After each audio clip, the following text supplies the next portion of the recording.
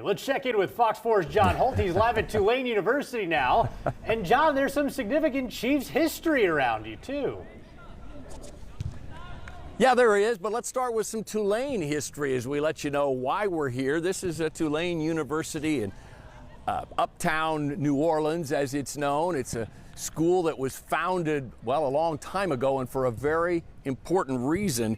It was founded back in the 1800s to help fight cholera and yellow fever. It was a training ground for doctors. It would go on to become one of the great research institutions in the country. It is a school, a private school of about 14,600 plus kids who come here to New Orleans from all over the country, indeed all over the world. And it's one of only 71 AAU universities, which gives it sort of that stamp of approval for the research it's doing. I'm going to wander over this way, and we'll get to that history, Kevin, you were talking about, because we alluded to it earlier. So the football stadium, the current football stadium, is on the other side of that rec center. All right, that's where the Green Wave play. But the Green Wave used to play right here. We're in the footprint of the old Tulane Stadium. So right about where those young ladies are playing soccer, we think that's about the 50-yard line for the home of Super Bowl IV. You know the rest of the story. That was the Chiefs' very first Lombardi, the upset win over the Minnesota Vikings. And today we found one local legend who had a front row seat.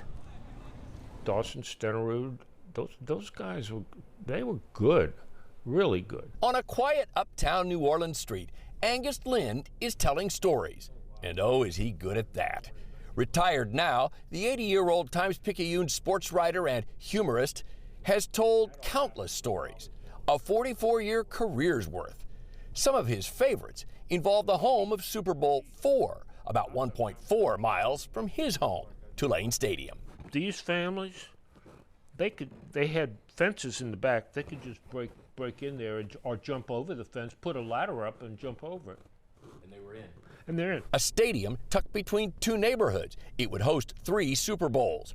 Raucous, noisy crowds topping 80,000. While the lower east side and west side were concrete, everything else was metal. So when people would do that, they start stomping their feet, and it was deafening. So too, Angus recalls, was a victorious Chiefs locker room. The locker room was bonkers, the Chiefs locker room. You know, Dawson was guzzling beer and smoking, and it just was a great scene. An upset for the ages. This storyteller would witness firsthand. That's your press pass from the game. Chiefs, yeah. Vikings. Yeah. Wasn't even it was the World Championship game. That's what I said. It's not the Super Bowl yet. It would become known as Super Bowl IV, and the entire game become a global billion-dollar event. But in the early days of Chiefs-Vikings? Well, it was pretty simple. You know, teams stayed at, one of them stayed at the Fontainebleau Motor Lodge, which is not even downtown, and another one stayed at, I can't even remember where the other team stayed. But alas, Tulane Stadium would give way to bigger, better, more super. Old Tulane came down in 1980. Yeah, it was very sad for me. My dad sold tickets outside of Old Tulane Stadium. He was 5 then. A career of storytelling would lie ahead. Now retired, he's still telling stories in a 3rd book project. But I miss the people that I worked with more than the writing itself. Sure glad he was willing to tell us some of those stories about what would back then wasn't even Super Bowl IV.